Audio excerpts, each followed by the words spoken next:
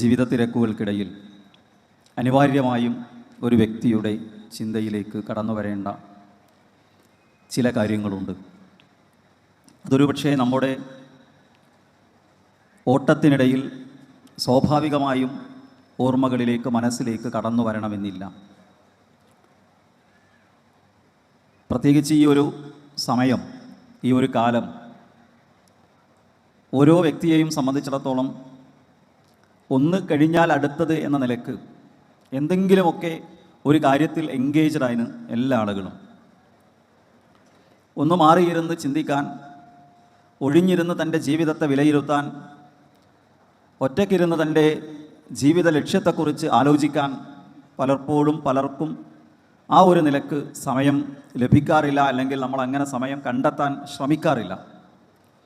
അങ്ങനെ ചിന്തിക്കുന്ന, അതിന് സമയം കണ്ടെത്തുന്ന ആളുകൾ വളരെ പരിമിതമാണ്. സ്വാഭാവികമായി നമുക്കൊരു ഓർമ്മപ്പെടുത്തൽ ആ നിലക്ക് ചിന്തിക്കുമ്പോൾ ആവശ്യമാണ്, അനിവാര്യമാണ്. ഫദക്കിർ ഫഇന്ന ദിക്റ തൻഫഉൽ മുഅ്മിനീൻ. നബിയെ, നിങ്ങൾ ഉത്ബോധനം നൽകുക. വിശ്വാസികൾക്ക് ആ ഉത്ബോധനം ഓർമ്മപ്പെടും, അവർക്ക് ഉപകാരപ്പെടും. ആ ഓർമ്മപ്പെടുത്തൽ, ഉത്ബോധനം വിശ്വാസികൾക്ക് ഉപകാരപ്പെടും.